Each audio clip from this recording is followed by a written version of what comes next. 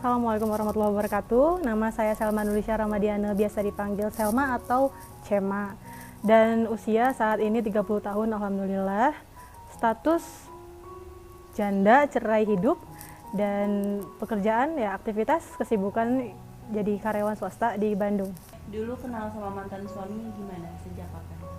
Kenal sama mantan suami itu melalui komunitas Islami berbasis perfilman di Bandung, dan itu sekitar tahun 2016 akhir. Proses mengenal mantan suami sebenarnya lebih kepada kita partner kerja, kayak seolah-olah dia itu sutradaranya, aku produsernya, atau dia itu sutradaranya, aku scriptwriternya, kayak gitu. Karena kita kan berpartner di perfilman ya, dan itu lebih kepada komunitas. Jadi memang seringnya bareng-bareng, punya geng gitu, dan pada akhirnya aku pribadi nyaman sama dia waktu itu dan cinlok. Pada akhirnya suka sama dia, naksir, dan dijodoh-jodohin juga sama teman-teman karena emang kita sering banget bareng. Ya udah akhirnya seperti itu prosesnya gitu. Sebelum menikah ini, apakah itu merupakan proses ta'aruf atau gimana? Banyak sih yang menyimpulkan kayak Cema ta'aruf ya gini sama dia. Tapi enggak sebenarnya gitu, karena memang lebih kepada teman kerja sih pada waktu itu. Dan rasanya itu seperti kayak dia itu cerminan aku versi laki-laki gitu. Karena aku waktu itu ngerasa kayak sekufu, sefrekuensi sama dia, dan seperti punya visi kalau kita bareng tuh kedepannya kayak bakal sukses dan lain sebagainya. Aku menikah di tahun 2019 bulan Februari, dan qadarullah ketuk palu perceraian di agama itu di Januari 2020, dan ya baik-baik aja, terlihat baik-baik aja, dan kehidupan setelah menikah ya berjalan seperti biasa, tapi kalau bisa dibilang terlalu banyak cekcok, terlalu banyak berantem, terlalu banyak hal-hal yang ternyata aku sama dia itu tidak cocok dalam beberapa hal gitu. Apa yang membuat teteh nih akhirnya memutuskan untuk berpisah? Ternyata ada sesuatu di luar dugaan yang aku itu baru tahu. Ternyata mantan suami aku itu adalah penyuka sesama jenis alias gay. Kalau bisa dibilang sih lebih kepada hidden gay atau gay tersembunyi, atau bisa istilah lainnya act straight. Jadi berakting seperti orang normal. Itu di 1 bulan setelah pernikahan, aku ingat banget sampai sekarang tanggal 9 Maret 2019. Dan itu benar-benar di luar dugaan banget, karena lelaki yang aku percayakan untuk menjadi suami aku, lelaki yang dipercayakan orang tua aku untuk menjaga anaknya, ternyata pelaku penyimpangan. Tapi dari situ, jadi aku langsung klarifikasi kan, aku nggak nunda-nunda dengan sesuatu bukti-bukti yang sudah jelas gitu kalau dia itu seperti itu. Aku langsung klarifikasi karena aku memang tipikal orang yang berbasis data dan fakta. Kalau ada data dan fakta, aku harus konfirmasi dan klarifikasi. Dan ternyata dia mengakuinya itu adalah masa lalu, dan malah menyalahkan aku mengungkit masa lalunya gitu. Oke, dari situ aku minta maaf ke dia, dan kita ya lumayan lah agak clear lah masalahnya, karena pada waktu itu memang berantem terus kan. Terus pada akhirnya aku nggak ngungkit lagi, tapi ternyata dia masih melakukan penyimpangan seperti itu. Sampai pada akhirnya dia talak itu di bulan Agustus 2019, talak secara lisan. Reaksi teteh tuh gimana sih pas pertama kali tahu, ngeliat langsung bukti-buktinya tuh, reaksi teteh gimana? Itu kayak, kan aku tinggal di salah satu apartemen di Bandung, di pusat kota. Aku tinggal di lantai 12 pada waktu itu. Aku rasanya pengen terjun. Kayak ya udahlah selesai gitu kan hidup aku. Buat apa lagi gitu kan, untuk menemukan hal-hal yang ternyata suami aku tuh gay gitu. Tapi alhamdulillahnya di situ aku langsung ambil wudhu, masih nangis, terus sholat, coba untuk tidur lagi, coba bangun, kebayang-bayang lagi, aku lihat lagi bukti-buktinya, ternyata nggak hanya mimpi gitu kan, ini bukan mimpi gitu. Dan pada akhirnya ya udah, aku harus berani untuk hadapi kenyataan, dan aku harus klarifikasi ke mantan suami aku pada waktu itu. Nah kan karena memang aku ya udahlah, itu masa lalunya, aku nggak boleh bahas lagi, cukup tahu aja, walaupun memang sedih banget kan. Dan memang itu tanggal 9 Maret beberapa hari kemudiannya kita memang akan umroh di tanggal 23 Maret. Dan itu umrohnya itu umroh plus sekaligus ke Mesir. Mungkin aku di situ pemikirannya kayak mungkin ini jalan taubatnya kalian, dan aku mungkin dihadirkan oleh Allah di kehidupannya sebagai fasilitasnya untuk berhijrah gitu. Aku husnuzonnya di situ.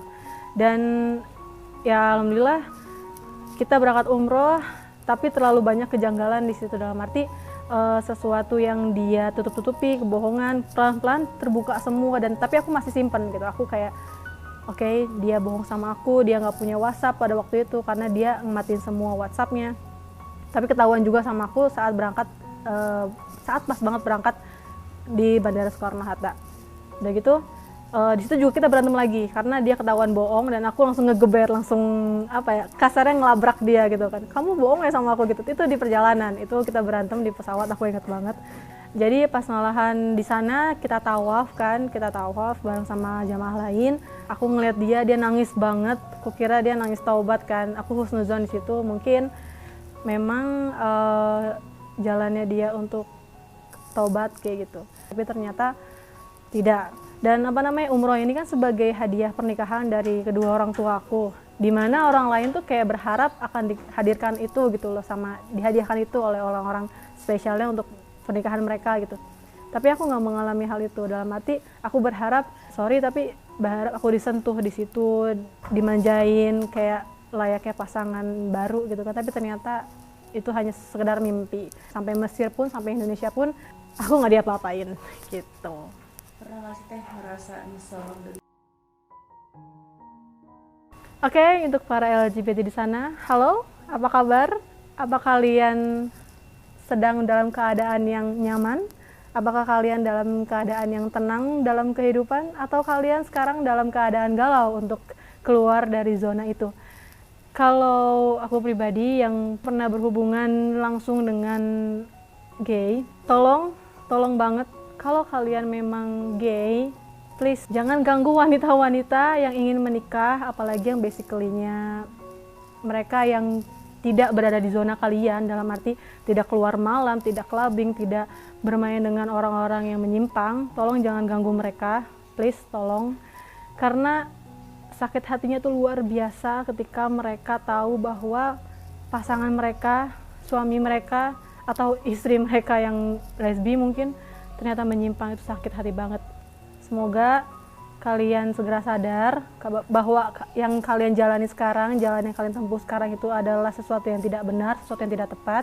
Dan aku selalu berdoa buat kalian, semoga kalian bertobat sebelum terlambat. Itu yang paling penting.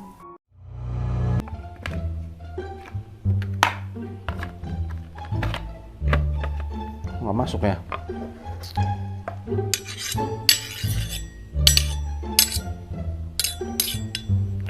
Oh iya, harusnya begini. Nah,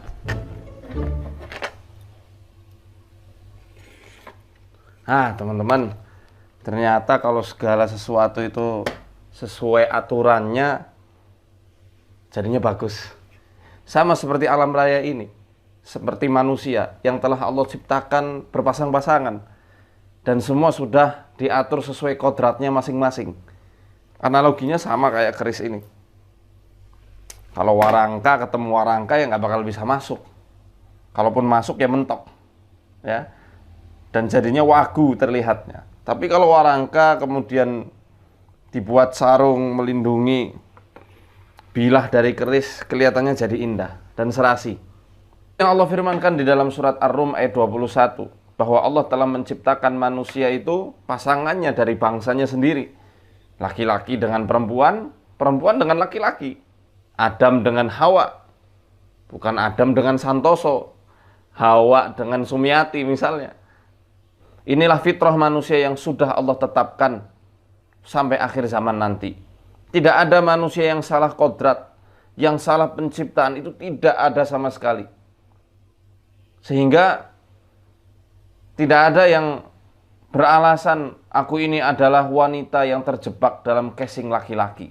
Atau sebaliknya, aku ini laki-laki yang terjebak di tubuh wanita.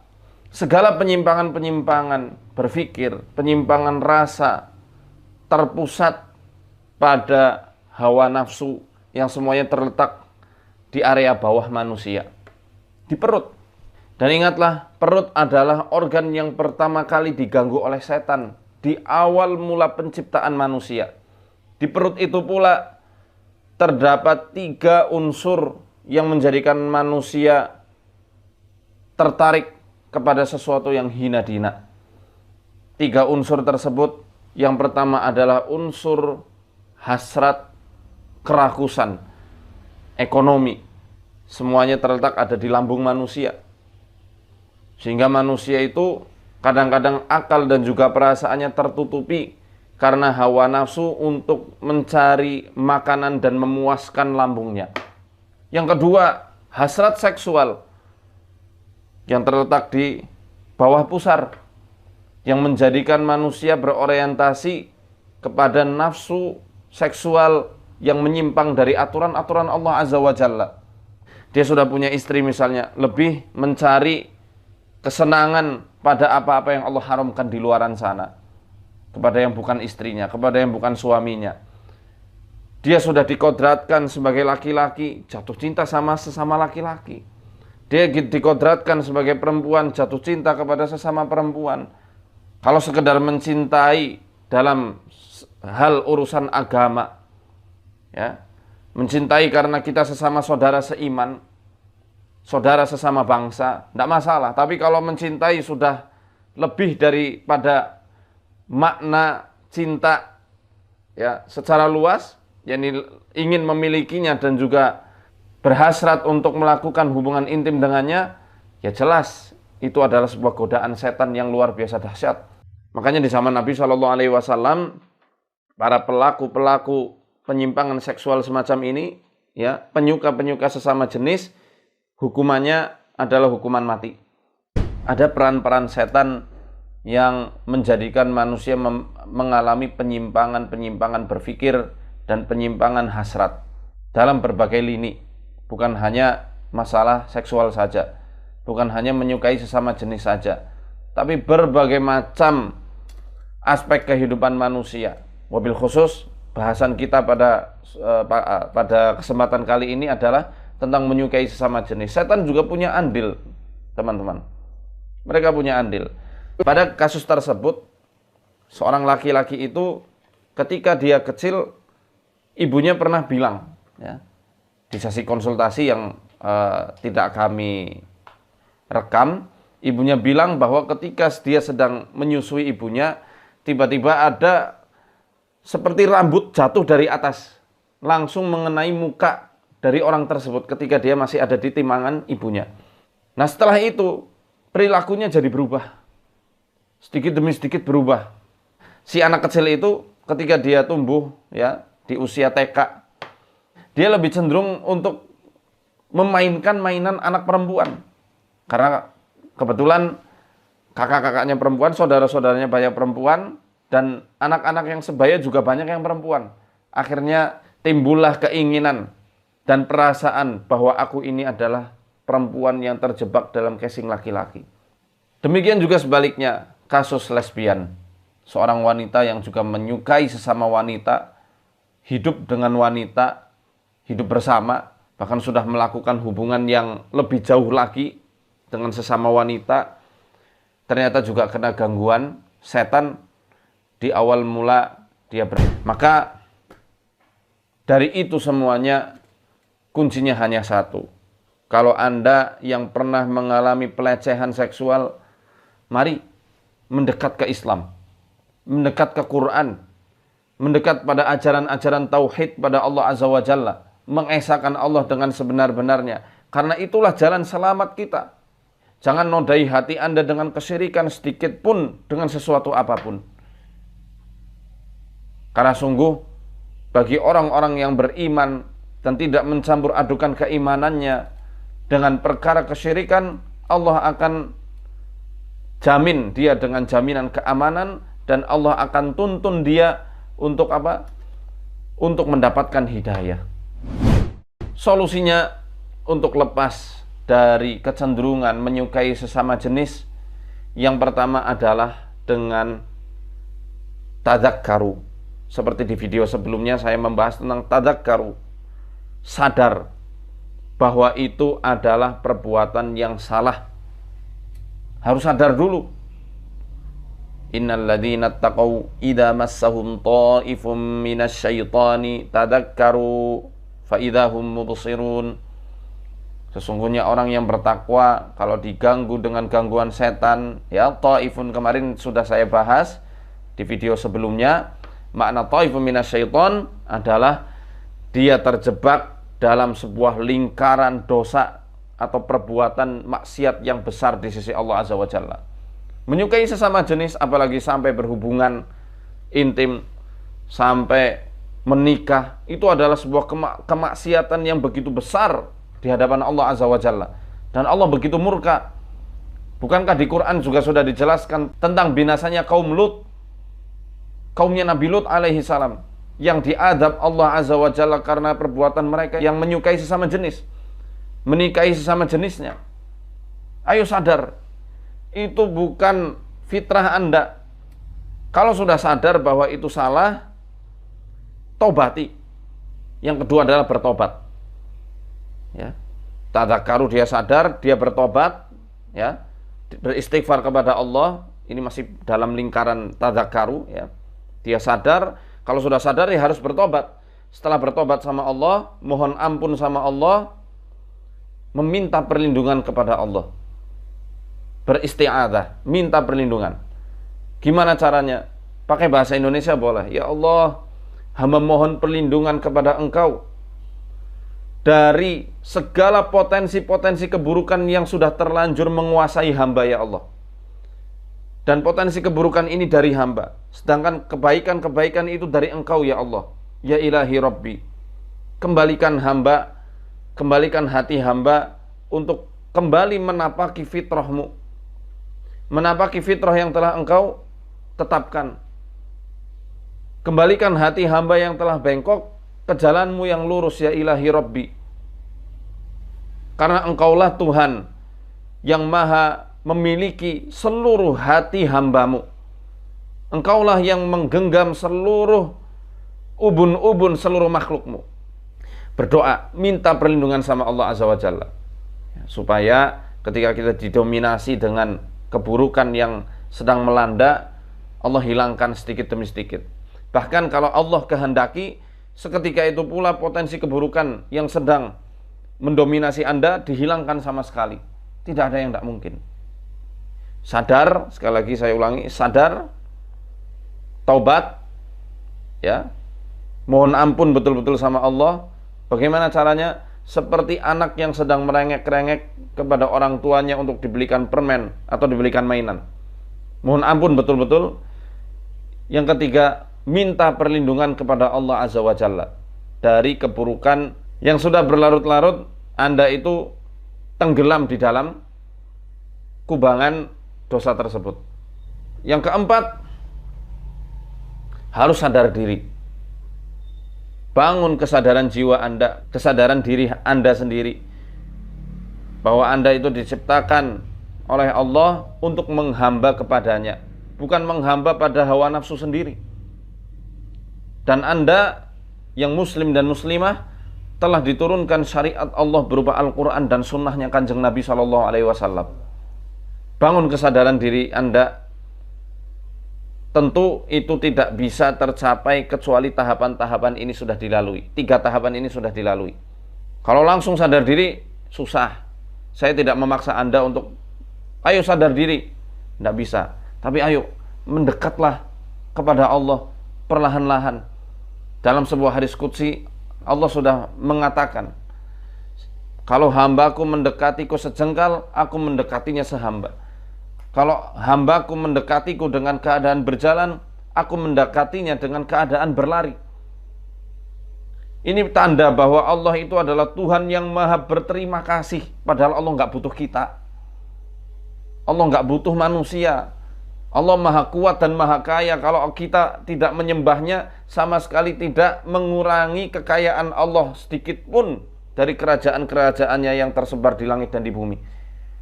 Tapi karena Anda itu spesial di hadapan Allah, Allah senantiasa sabar menunggu taubat Anda. Makanya kalau Anda sedikit saja mendekat sama Allah, Allah terima kasih sekali, Allah sangat gembira. Dan nanti akan Allah tolong dengan kemudahan-kemudahan yang lain untuk Anda itu terus-menerus taat dan mendekat dan menyempurnakan taubat Anda. Jadi kalau ada yang bertanya apa cukup dengan diruqyah? Ruqyah memang jadi solusi. Akan tetapi kurang lengkap kalau Anda tidak membangun kesadaran diri Anda sendiri. Setelahnya, tutup celah-celah yang berpotensi membangkitkan penyakit Anda. Kadang seperti ini kan kumat-kumatan. Ya, kalau Anda lagi sadar, nggak kepengen lagi. Tapi kalau lagi lalai, ketemu sama orang-orang yang juga menyukai sesama jenis, bisa timbul lagi. Makanya potong hubungan Anda dengan teman-teman yang memang belum mau untuk berubah. Ayo Anda dulu berubah. Cari komunitas dan teman-teman yang bisa mengingatkan Anda kepada kebaikan, memotivasi Anda pada ketaatan, dan mencegah Anda dari perkara-perkara yang mungkar. Cari, kita melakukan terapi komunitas. Kemudian solusi berikutnya, makan limpa kambing jantan. 10 limpa kambing jantan, cincang-cincang, direndam dulu dengan asam jawa, dengan sedikit garam, habis itu dijemur, menghilangkan amisnya selama kurang lebih sejam, konsumsi selama 10 hari. Makannya dengan limpa kambing jantan. Insya Allah ini mujarab, sudah banyak orang-orang yang kami tangani dengan menggunakan wasilah ini. Allah mudahkan kesembuhannya dan Allah balikkan penyimpangan seksualnya menjadi jalan yang lebih lurus. Ya. Kemudian kalau belum menikah, menikahlah karena Allah Azza wa Jalla. Insya Allah akan diberikan kenikmatan pada apa-apa yang Allah halalkan. Banyak-banyak doa yang sudah dicantumkan di sini. Allahumma kfini bihalalika an haramik wagnini bifadlika amman siwak. Ya Allah, cukupilah aku dengan apa-apa yang telah Engkau halalkan, dari apa yang telah Engkau haramkan. Wa agnini bifadlika amman siwak, dan cukupilah aku dengan keutamaanmu dari selainmu. Jadi ini doa dikutip di dalam Sahihul Jami'. Ya Allah, cukupi aku, cukupi kesenanganku, kebahagiaanku dengan perkara-perkara yang Engkau halalkan dari apa yang Engkau haramkan. Ini adalah sebuah doa supaya Allah jadikan kenikmatan kita itu pada apa yang Dia halalkan, bukan apa yang Dia haramkan. Dan doa supaya kita ini senantiasa bergantung kepada Allah, bukan kepada selainnya. Termasuk bergantung pada pasangan Anda yang tidak halal dunia akhirat. Ya karena sama-sama laki-laki sama laki-laki sih, Jono dan Joni misalnya. Mohon maaf ini kalau namanya sama ya. Ini hanya permisalan saja. Adam dan Bambang misalnya. Maaf ini kalau ada yang namanya sama. Itu nggak halal sama sekali. Jadi supaya hati Anda itu dicukupkan dengan keutamaannya, bukan pada pasangan-pasangan yang tidak halal tersebut. Kebahagiaan Anda dicukupkan pada apa yang Allah halalkan, bukan apa yang Allah haramkan. Ini bukan hanya perkara menyukai sesama jenis saja loh. Bagi yang normal pun, supaya Anda itu lebih nikmat pada istri Anda, pada suami Anda, sehingga tidak jajan di luaran sana. Ini doa yang sangat-sangat penting sekali. Kemudian mulailah belajar Al-Quran. Bukan hanya sekedar membaca, tapi merenungi isinya. Karena dengan Al-Quranlah Allah akan meluruskan segala sesuatu yang bengkok pada diri seorang hamba. Ini perilaku yang luar biasa ini. Homoseksual, ya, transgender dan yang sejenisnya ini, ya. Tentu di sini kita tidak bahas lesbian karena suami ibu ya. Ini semua akhlak yang sangat buruk, bahkan ini lebih berat daripada zina. Ya. Homo lesbi itu lebih berat daripada zina hukumnya. Karena Abdullah bin Abbas atau Abdullah bin Umar, ada masalah dari dua sahabat ini berkata, hukumannya orang kalau orang homoseksual, walaupun dia belum menikah, kan kalau orang berzina itu kalau belum nikah hukumnya beda dengan orang sudah nikah. Kalau belum nikah dicambuk 100 kali lalu diasingkan. Kalau sudah menikah maka dia dirajam. Cuma kalau orang homoseksual lesbian itu bukan begitu. Memang dia walaupun belum menikah hukumnya langsung kata beliau dicari tempat bangunan tertinggi di kota itu lalu dilempar, dijatuhkan lalu dirajam dari bawah. Saking beratnya itu. Dan kita tahu kaum Lut Allah subhanahu wa ta'ala binasakan kaumnya Nabi Lut alaihissalam. Bagaimana Allah binasakan karena mereka melakukan homoseksual. Itu lebih baik ibu tinggalkan. Kalau memang dia tidak mau berubah ya, sudah ibu tinggalkan, apalagi ibu sudah kasih kesempatan. Ya, memang sudah begitu baunya dan itu berbahaya nanti kepada anak-anak gitu kan. Ya kalau dia tidak kena penyakit dan kebanyakan terjadinya penyakit-penyakit fatal kayak AIDS dan segala macam justru kena LGBT ini. Makanya Islam datang melarang dengan sangat keras. Perilaku seks bebas termasuk yang sesama jenis ini, apalagi lewat yang lubang kotoran pembuangan manusia adalah masalah kesehatan. Ya. Nah, bukan kata saya. Jadi semua yang akan saya paparkan di sini adalah data. HIV, sipilis, gonore, itu yang saya hadapi sehari-hari. Saya pernah ngurusi dari tahun 98 sampai 2001, 3 tahun, 500 penjajah seksual laki-laki yang menyerupai perempuan dan laki-laki di Ancol selama 3 tahun. Itu mengerikan sekali penyakit-penyakitnya. Pelanggannya banyak bapak-bapak yang punya istri dan anak. Atau pemuda yang belum menikah. Tadi kalau kita bilang mohon maaf nih, kita cari pemecahan bersama, nggak boleh saling serang. Bagaimana caranya supaya Indonesia sehat, gitu ya?